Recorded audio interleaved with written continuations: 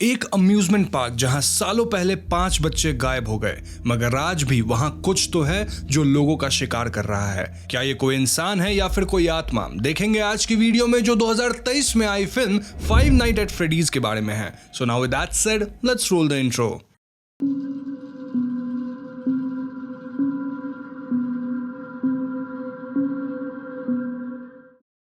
Film के पहले scene में हम एक अंधेरा कमरा देखते हैं और ये कमरा किसी सिक्योरिटी रूम जैसा लग रहा है, जहां हमें कैमरे में कुछ हलचल भी दिखाई देती है। अब रूम में जो आदमी है वो भी काफी डरा हुआ लग रहा है और हम उसे एक वेंट के थ्रू कमरे से बाहर भागते देखते हैं। पीछे से कुछ चीजें अपने आप गिरती पड़ती हुई दिखती हैं, जिससे ये आदमी और भी डर जाता है। वो कमरे से बाहर तो निकल जाता है, लेकिन जल्द ही हम उसके पीछे एक अजीब सी परछाई देखते हैं। कोई अदृश्य शक्ति इस आदमी को एक ट्रैप में बांध देती है और हम उसे एक डरावने से दिखने वाले मशीन के सामने पाते हैं। ये आदमी भागने की कोशिश करता है, लेकिन शायद भाग नहीं पाता। बस एक चीख सुनाई देती है, जिसके बाद सीन कट हो जाता है। अगले सीन में हम मिलते हैं माइक से, जो अपनी छोटी बहन एबी के साथ अकेले रहता है। हम समझ पाते हैं कि माइक के लिए एबी का अकेले ध्यान रखना काफी मुश्किल है, क्योंकि एबी नॉर्मल बच्चों की तरह थोड़ी जिद्दी है। उसका बिहेवियर भी थोड़ा परेशान करने वाला है, जहां एबी माइक से ज्यादा बातचीत नहीं करती, वो सिर्फ अपने ड्राइंग्स में बिजी रहती है। आज भी माइक एबी को जल्दी रेडी होने कहता है, बिकॉज उसे काम पे जाना था, बट एबी इससे परेशान हो जाती है।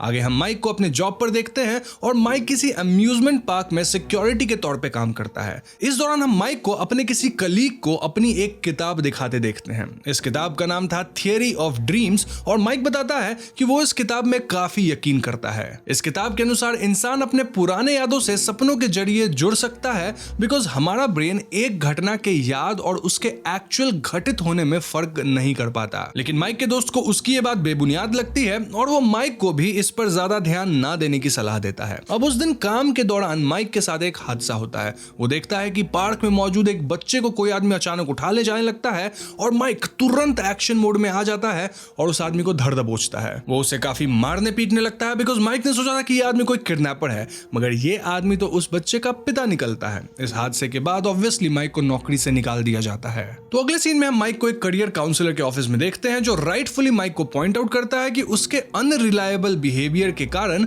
उसके पास नौकरियों के बहुत कम विकल्प बचे हैं। फिर भी काउंसलर माइक को एक नौकरी ऑफर करता है, जो कि अम्यूजमेंट पार्क के सिक्योरिटी का काम था। काम बस इतना था कि माइक को इस पार्क के प्रेमिसेस में किसी को घुसने नहीं देना है और उस पार्क को अंदर से साफ सुथरा रखना है। काउंसलर बताता है कि अब से कई साल पहले यह पार्क काफी प्रचलित था, मगर अब वो बंद पड़ चुका है और ओनर बस उसे सेफ रखना चाहता है। अब इस जॉब को डिस्क्राइब करते हुए हम साफ देख पा रहे थे कि यह काउंसलर काफी डेस्परेट लग रहा था, मगर वो माइक को वार्न भी करता है कि इस जॉब में ज्यादा पैसे वगैरह नहीं है, ऊपर से उसे रात के शिफ्ट में काम करना होगा। अब माइक को काम से ज्यादा दिक्कत नहीं थी, मगर एबी के खातिर वो रात के शिफ्ट में काम करने से इनकार कर देता है। काउंसलर फिर भी माइक को अपना कार्ड दे देता है, सेइंग कि अगर वो अपना मन बदले तो वापस उनसे कांटेक्ट कर सकता है। अब उस तरह जब माइक घर लौटता है तो हम मिलते हैं एबी की बेबी सिटर मैक्स से। मैक्स माइक को बताती है कि एबी ने अब तक खाना नहीं खाया है। मैक्स एबी को खाने के लिए कहता है और हम देखते हैं कि एबी अभी भी अपने पेंटिंग्स में बिजी थी। वो खाने से इनकार कर देती है, इंस्टेड माइक को अपने इनविजिबल दोस्तों से मिलवाती है। अगले दिन हम माइक को और एबी को एक डॉक्टर के ऑफिस में देखते हैं, जहां माइक की आंट भी आई हुई थी। आंट डॉक्टर से क्लेम करती है कि माइक एबी का ख्याल रखने के लिए फिट नहीं है। वो कहती है कि माइक हमेशा नींद की स्थिति में दिखाई देता है और एबी भी बस हमेशा पेंटिंग करती रहती है, जिस कारण उन्हें लगता है कि उसे कोई मेंटल दिक्कत हो रही है। इसीलिए वो एबी की कस्टडी के लिए लड़ने की बात करती है, मगर डॉक्टर यहां उन्हें समझाती है कि एबी बिल्कुल ठीक है और शायद ऐसे सिचुएशन में वो अपने भाई के साथ ही रहना चाहेगी। इस बात को सुन एंट बिल्कुल खुश दिखाई नहीं देती और माइक को फैमिली कोर्ट के पेपर्स सर्व कर देती है, सेइंग कि अगर वो खुद कस्टडी के लिए नहीं माना तो वो उसे कोर्ट तक घसीटेगी। आंट के जाने के बाद माइक डॉक्टर से बताता है कि आंट को एबी की कोई फिक्र नहीं है, वो सिर्फ उसके नाम पर पैसे लेना चाहती है, मगर वो खुद भी एबी का ख्याल नहीं रख पा रहा है एंड मे बी एबी के लिए आंट के साथ रहना बेटर ऑप्शन रहेगा। लेकिन डॉक्टर माइक को समझाती है कि एबी उससे काफी अटैच्ड है और उसी के साथ खुश रहेगी। फिलहाल उसे बस एक अच्छी नौकरी ढूंढने पर ध्यान देना चाहिए, ताकि वो खुद को कॉम्पिटेंट गार्डियन साबित कर सके। तो नेक्स्ट सीन में हम रात का समय देखते हैं, जहां माइक सोने की कोशिश करता है। माइक के सिरहाने में हम एक तस्वीर भी देखते हैं और ये तस्वीर किसी पुराने ट्रिप का काइंड ऑफ एडवर्टाइजमेंट लग रहा था। इस पर लिखा था नेब्रास्का और तस्वीर में नेब्रास्का के जंगलों को दिखाया गया था।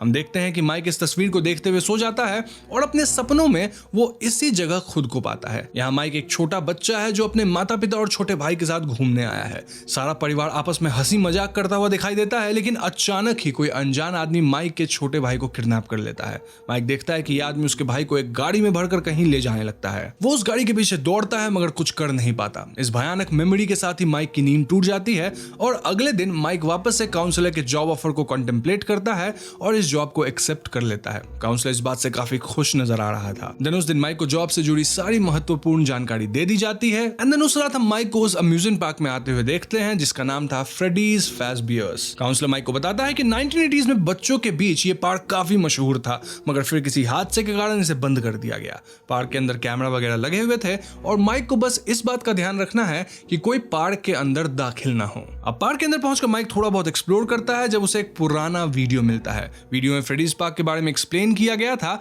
और बताया जाता है कि पार्क के मालिक ने इस पार्क को टेक्नोलॉजी और इनोवेशन के हर पैमाने पर खड़ा बनाया था। इस पार्क में पिज्जा, गेम्स और सबके अलावा लाइव रोबोटिक एनिमल्स थे जिनके नाम पर ही पार्क को फ्रेडीज फैज़बियर्स रखा गया था। ये एनिमल्स तकनीक से कंट्रोल किए जाते थे और वो कस्टमर से इंटरैक्ट भी करते थे, लेकिन इन रोबोटिक एनिमल्स के फुटेज के समय हम वीडियो को खराब होते देखते हैं which was quite weird। अब उस रात कुछ और भी अजीब घटनाएं होती है, जैसे अचानक सिक्योरिटी का अलार्म बजना या एक टॉय रोबोट का अपने आप ही ऑन हो जाना जो माइक को काफी अजीब लगता है। देखते देखते रात के 3 बज जाते हैं और माइक को हम अपनी उसी सपने में गुम होते हुए देखते हैं। लेकिन इस बार जब माइक का भाई सपने में किडनैप हो जाता है तो वो अपने पीछे 4 अनजान बच्चों को देखता है। ये बच्चे माइक के सपने के अंदर मौजूद थे जिसे देख माइक काफी चौंक जाता है। वो उनसे पूछता है कि क्या उन्होंने उसके भाई के किडनैपर को देखा है, मगर ये बच्चे माइक की बात का जवाब दिए बिना वहां से भागने लगते हैं। माइक उनका पीछा करता है मगर ऐसा करते हुए उसकी नींद टूट जाती है। किसी ने सिक्योरिटी अलार्म को वापस ऑन कर दिया था। माइक अलार्म बंद कर देता है और अब तक सुबह हो चुकी थी जिस कारण वो घर लौट जाता है। घर वापस पहुंचने पर हम माइक और मैक्स को बात करते देखते हैं जहां माइक मैक्स से वादा करता है कि वो उसे जल्द ही बेबी सिटिंग के लिए पे भी करना शुरू कर देगा, लेकिन मैक्स माइक को तसल्ली दिलाती है कि उसे एबी का ख्याल रखने में कोई दिक्कत नहीं है। अगले सीन में हम एक कैफे में पहुंच जाते हैं जहां हम वापस माइक की आंट को मैक्स और उसके भाई जॉस के साथ देखते हैं। उनकी बातचीत से हम समझ पाते हैं कि असल में मैक्स और जॉस को आंट ने ही हायर किया है ताकि वो दोनों मिलकर माइक के खिलाफ सबूत इकट्ठा कर सके जिससे माइक एबी की कस्टडी खो दे। फिलहाल मैक्स आंट को बस इतना बता पाती है कि माइक के साथ कोई ऐसी प्रॉब्लम है कि वो नींद की दवाइयां लेता है और काफी ज्यादा सोता है। देन जॉस बताता है कि माइक हाल ही में फ्रेडीज में सिक्योरिटी वाली जॉब लिया है। अगर ये लोग किसी तरह वहां ब्रेक इन करके तोड़फोड़ मचा देंगे तो उसकी जॉब जाती रहेगी और शायद जज भी ये मान ले कि ये बंदा किसी काम का नहीं है, इससे कस्टडी छीन लो। आंट इस प्लान के लिए राजी हो जाती है और मैक्स और जॉस से $1000 देने का वादा भी करती हैं। उस रात हम एक बार फिर से माइक को पार्क में देखते हैं जहां उसने अब वही बेडरूम वाली तस्वीर लगा ली है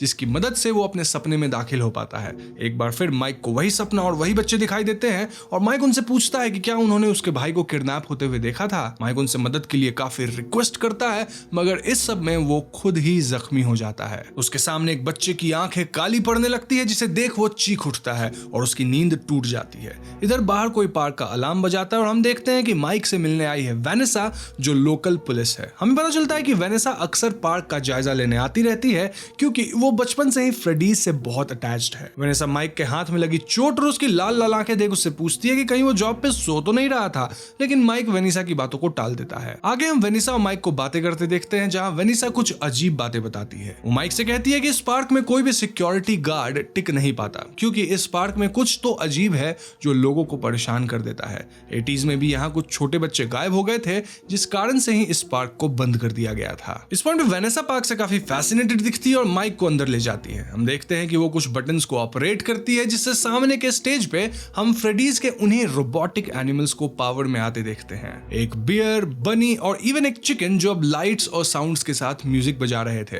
ये देख माइक भी काफी फैसिनेटेड दिखता है मगर पार्क के अंदर की इलेक्ट्रिसिटी काफी फॉल्टी होने के कारण ये शो बीच में ही बंद हो जाता है। अब तक सुबह भी हो चुकी थी और वेनेसा माइक को बस इतना कहती है कि वो उस पार्क के मामलों में ज्यादा इन्वॉल्व ना हो, सिर्फ अपने काम से काम रखे, इसी में उसकी भलाई है। इसके बाद वो दोनों वापस लौट जाते हैं लेकिन उन्हें जाते हुए जॉस देख लेता है और अपने कुछ आदमियों के साथ पार्क के पीछे के डोर से अंदर घुस जाता है। जॉस और उसके आदमी पार्क में इधर उधर तोड़फोड़ करने लगते हैं और कीमती सामान भी चुराने लगते हैं। तभी अचानक हम अंदर मशीन्स में हलचल सुनते हैं और फ्रेडीज के रोबोटिक टॉयज हरकत में आने लगते हैं और वो जॉस और उसके आदमियों को एक एक करके मार डालते हैं, वो भी बहुत बेरहमी से। कुछ देर बाद यहाँ मैक्स भी अपने भाई को ढूंढते हुए आती है और फ्रेडी बियर उसे कच्चा चबा जाता है। इधर घर पर हम माइक और एबी को साथ देखते हैं जहां एबी को माइक के पास वो कोर्ट वाला कागज दिख जाता है। एबी इसे देख बहुत घबरा जाती है लेकिन माइक उसे संभालता है, सेइंग कि वो किसी भी हाल में उसे किसी और के हवाले नहीं करेगा। तभी माइक के डोर पे दस्तक देती है वेनेसा, जो माइक को बताती है कि कल रात उसने पार्क का बैक डोर खुला छोड़ दिया था,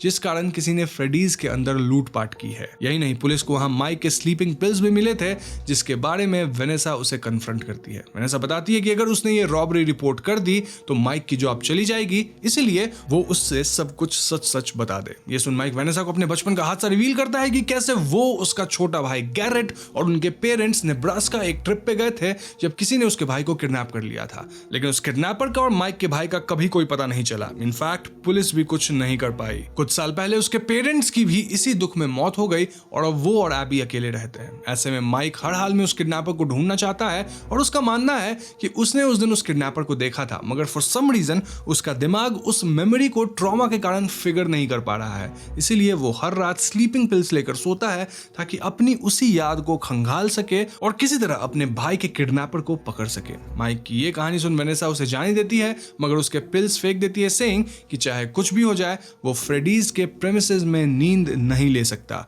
उसका अलर्ट रहना बहुत ज्यादा जरूरी है। अब उस रात माइक काम पर जाने से पहले मैक्स को कई बार कांटेक्ट करता है, but as we know Max अपने ओवर स्मार्टनेस के कारण भगवान को प्यारी हो चुकी है। अतः माइक को मजबूरन एबी को अपने साथ फ्रेडीज ले जाना पड़ता है। वहां पहुंच माइक जॉस के फैलाए मिस को साफ सुथरा करता है और एबी को सुला देता है। वो उसे आगाह करता है कि वो उसके ऑफिस से बाहर ना निकले। लेकिन आधी रात को जब माइक नींद में था तब एबी को अचानक से बच्चे की आवाज सुनाई देती है जो उसे ही पुकार रहा था। एबी उठकर माइक को जगाने की कोशिश करती है, मगर माइक नहीं उठता। इससे एबी खुद ही इस आवाज का पीछा करते हुए पार्क के अंदर चली जाती है, जहां वो उन्हीं रोबोटिक एनिमल्स के पास पहुंचती है। वो बियर को बाहर आने कहती है, सेइंग कि वो जानती है कि उसी ने उसे उठाया है। सरप्राइजिंगली उसकी आवाज सुनकर बियर बाहर भी आता है और एबी के सामने खड़ा हो जाता है। इधर माइक अपने सपने में फिर एक बच्चे को देखता है और इस बार माइक उस बच्चे से कहता है कि उसे मालूम है कि वो उन्हीं बच्चों में से है जो आज से कई साल पहले इस पार्क में गायब हो गए थे। माइक उस बच्चे से रिक्वेस्ट करता है कि वो उसके भाई के किडनैपर को ढूंढने में उसकी मदद करें। इस पर यह बच्चा पूछता है कि अगर मैंने तुम्हारी मदद की भी तो बदले में मुझे क्या मिलेगा। जो सुन माइक कहता है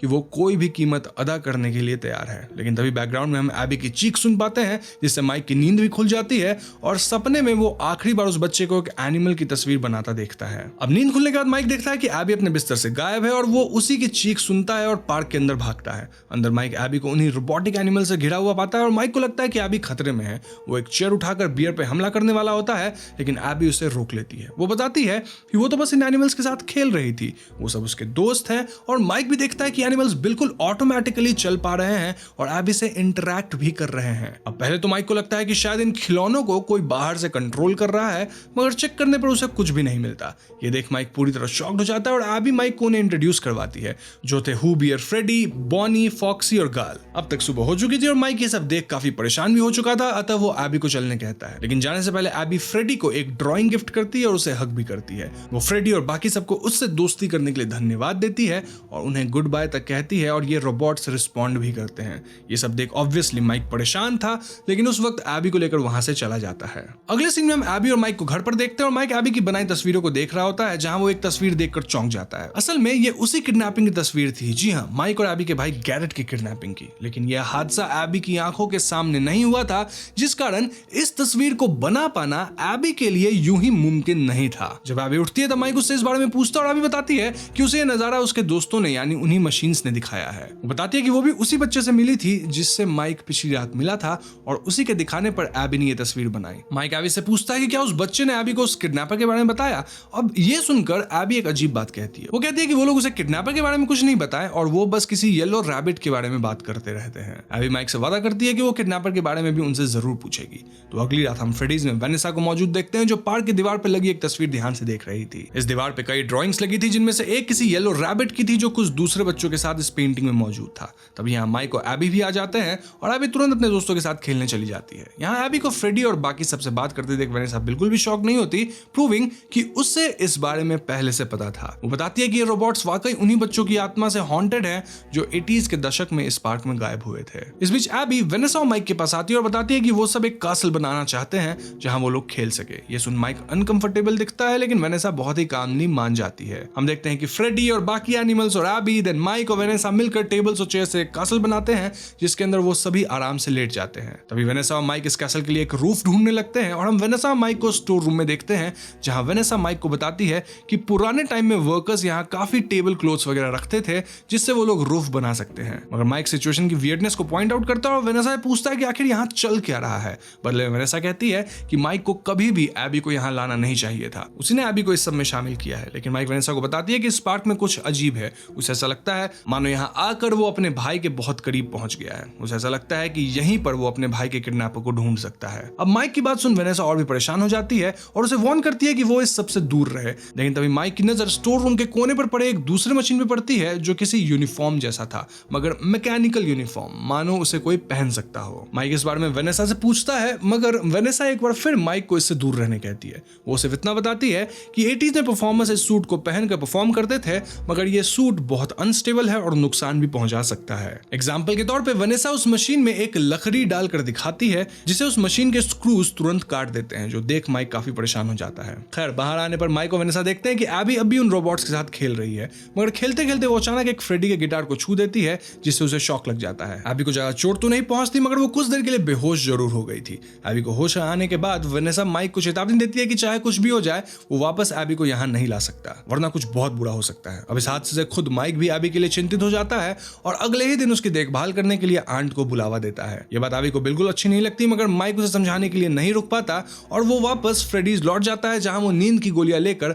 अपने उसी सपने में प्रवेश करता है। हम देखते हैं कि इस बार माइक का सपना थोड़ा बदल चुका था। माइक के पेरेंट्स और उसका भाई डायरेक्टली उससे बात करते हैं। इनफैक्ट गैरेट भी बिल्कुल सेफ था। ये देख माइक चौंक जाता है। इनफैक्ट जब उसके माँ बाप उसे उन्हें ज्वाइन कर लेने कहते हैं तब वो और भी शॉक्ड था। माइक कुछ समझ ही नहीं पा रहा था और वो सवाल करता है कि ये सब हो क्या रहा है। तब उसे पीछे से आवाज देता है वही बच्चा। माइक अपने पीछे उन्हीं बच्चों को खड़ा देखता है और वो बच्चा माइक से कहता है कि वो लोग जानते हैं कि माइक असल में क्या चाहता है। वो किसी तरह अपने बीते हुए कल को बदलना चाहता है, गैरेट को बचाना चाहता है। अगर माइक चाहे तो वो लोग उसके लिए मुमकिन कर सकते हैं, मगर माइक इस पर प्रोटेस्ट करता है। वो कहता है कि ये सब सच नहीं है। गैरेट और उसके पेरेंट्स अब जा चुके हैं, कोई उन्हें वापस नहीं ला सकता। वो सिर्फ अपने भाई के किडनैपर को ढूंढना चाहता है। और ये सुन वो बच्चा माइक से कहता है कि वो झूठ बोल रहा है। असल में वो इसी सपने में रहना चाहता है अपने परिवार के साथ।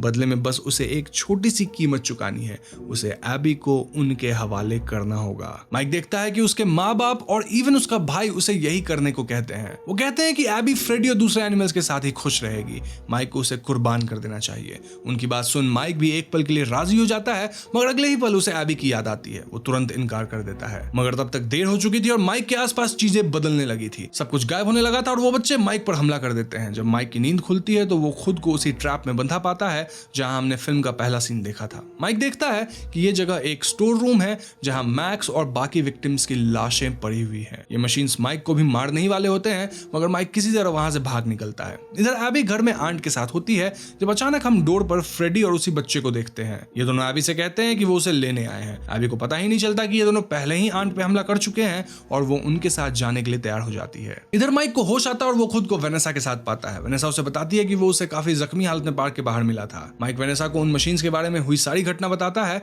और उससे पूछता है कि आखिर ये स्पिरिट्स कौन है और क्यों एबी को अपने साथ ले जाना चाहते हैं। इस पॉइंट में वेनेसा असली सच रिवील करती है। वो बताती है कि असल में ये पार्क उसके पिता विलियम का था। विलियम और कोई नहीं बल्कि वही येलो रैबिट था जो कॉस्ट्यूम पहनकर बच्चों के साथ खेलता था, मगर असल में वो एक बहुत बुरा आदमी था। उसने ही उन बच्चों को इस पार्क में किडनैप किया और बाद में उन्हें मारकर उन मशीन्स में उनकी बॉडी तक को कैद कर दिया। इससे ये बच्चे विलियम के प्रभाव में ईविल बन गए और लोगों पे हमला करने लगे। वो एबी को भी अपने जैसा ही बनाना चाहते हैं और वेनेसा बताती है कि उसे शुरू से ही सब कुछ पता था उन मर्डर्स के बारे में भी, but for some great reason उसने माइक को पूरा सच नहीं बताया। प्रेजेंट टाइम में वेनेसा माइक से एबी को बचाने कहती है। वो उसे कुछ हथियार और टेजर गन्स इत्यादि देती है जिससे वो उन मशीन्स का सामना कर सके। माइक वेनेसा को साथ चलने कहता है, मगर वेनेसा बताती है कि उस पार्क के अंदर वो भी विलियम के प्रभाव में आ जाती है और कुछ भी नहीं कर पाती, इसलिए माइक को ये अकेले ही करना होगा। तो नेक्स्ट सीन में हम एक तरफ एबी को देखते हैं जिसे फ्रेडी और बाकी एनिमल्स एंटरटेन करने लगते हैं और इस बीच गैल उसे अपने साथ कहीं ले जाता है।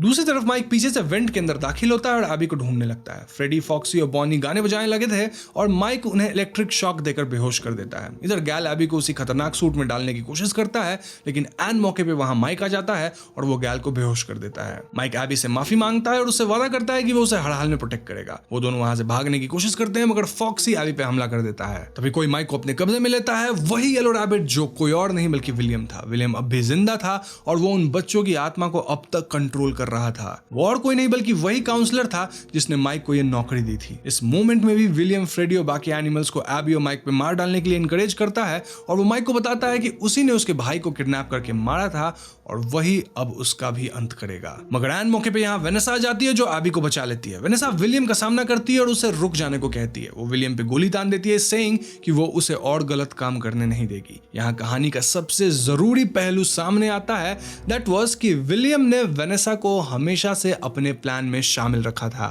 विलियम लोगों का खून करवाता और वेनेसा इस सच को छुपाए रखती थी, लेकिन हर चीज की एक हद होती है और आज वेनेसा विलियम के खिलाफ खड़ी होती है, लेकिन विलियम वेनेसा को भी मार गिराता है। ऐसे में माइक एबी को समझाता है कि विलियम ही उसके दोस्तों को यानी फ्रेडी वगैरह को मैनिपुलेट कर रहा है, क्योंकि वो भूल गए हैं कि विलियम ने ही उनका खून किया था। मगर एबी चाहे तो वो उन्हें सच याद दिला सकती है, जिससे उसके दोस्त विलियम के इन्फ्लुएंस से आजाद होंगे। ये सुना एबी तुरंत एक ड्राइंग बनाती है और उसी दीवार पे लगा देती है जहां बाकी बच्चों की पुरानी ड्राइंग्स लगी हुई थी। ये ड्राइंग डिपिक्ट करती है कि कैसे विलियम ने येलो रैबिट का कॉस्ट्यूम पहनकर उन बच्चों को मार डाला। इस ड्राइंग को देख फ्रेडी, फॉक्सी, गैल और रॉबी को सब कुछ याद आता है और वो सभी अब विलियम पे हमला बोल देते हैं। हम देखते हैं कि विलियम पर उसका वही कॉस्ट्यूम हमला कर देता है जब वो पूरी तरह जख्मी हो जाता है और तभी सब एनिमल्स उसे खींचकर अपने साथ अंदर ले जाते हैं। वहीं एबी और बाकी पीछे से बाहर निकलते हैं और वो अपने साथ जख्मी वेनेसा को भी ले जाते हैं। फिल्म के एंड में हम एबी और माइक को अपनी जिंदगी में फाइनली खुश देखते हैं और अभी पहले से बेहतर है, जबकि वेनेसा अस्पताल में रिकवर करने लगी है। वहीं अंत में एक बार फिर फ्रेडीज फाज़बियर का नजारा देखते हैं। जख्मी अधमरी हालत में विलियम पड़ा हुआ है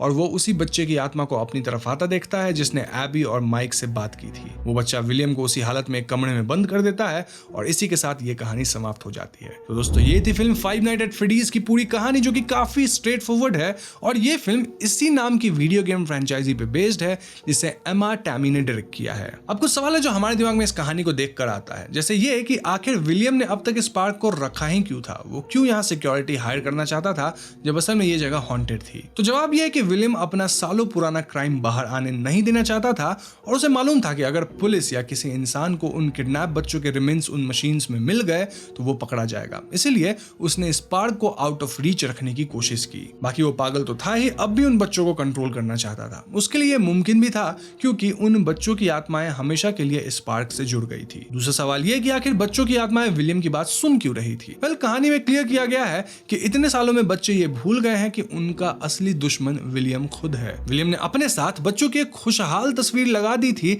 जिसे देख के बच्चे विलियम को अपना मानने लगे थे, मगर अभी उन्हें सच याद दिला देती है और हम ये भी देखते हैं कि माइक एक पॉइंट पर उन आत्माओं से मैनिपुलेट हो जाता है और एबी को कुर्बान तक करने के लिए तैयार हो गया था। ये सीन इस बात को सिग्निफाई करता है कि माइक हमेशा से पास्ट में रह रहा था। वो बस रात दिन अपने भाई गैरेट को याद करता रहता था, मगर फाइनल सीन में हम उसे सच को एक्सेप्ट करते देखते हैं और आगे बढ़ते देखते हैं, जो मेजर सिग्निफिकेंस है। फाइव नाइट एट फ्रेडीज कुछ मामलों में वीडियो गेम सीरीज से अलग रूट पकड़ती है, लेकिन गेम से पहले सीजन का फिल्म में भरपूर इस्तेमाल किया गया है। गेम की ही तरह माइक फ्रेडीज का सिक्योरिटी गार्ड है, बच्चों की बैक स्टोरी बिल्कुल सेम है, बट अनलाइक गेम हम एबी को फिल्म में देख पाते हैं। जहां गेम में रोबोट्स माइक को मारना चाहते थे, वहीं फिल्म में वो एबी को अपने जैसा बनाना चाहते हैं। वहीं गेम में विलियम पहले से ही मारा जा चुका है और उसकी आत्मा है जो अब भी फ्रेडीज को हॉन्ट कर रही है, मगर इस फिल्म में हम देखते हैं कि विलियम असल में जिंदा है। फिल्म में विलियम के बेटे का किरदार भी दिखाया नहीं गया है जो वीडियो गेम में माइकल था। अब एंड सीन में हम एक तरफ विलियम को जिंदा देखते हैं, फ्रेडीज अब भी सही सलामत है जबकि वेनेसा कोमा में है। इससे हम अनुमान लगाते हैं कि फिल्म का सेकंड पार्ट भी आ सकता है जहां शायद आगे की कहानी भी रिवील की जाएगी, लेकिन इस बारे में अभी तक कुछ भी नहीं कहा जा सकता, ना ही कोई डिटेल है। तो बस आज की वीडियो में इतना ही। उम्मीद करता हूं आपको ये वीडियो पसंद आई होगी। अगर पसंद आई है तो इस वीडियो को लाइक और शेयर करें, साथ ही चैनल पर नए हैं तो हमारे चैनल को सब्सक्राइब भी कीजिएगा, क्योंकि हम अपने चैनल पर ऐसे वीडियोस लाते रहते हैं। पीस।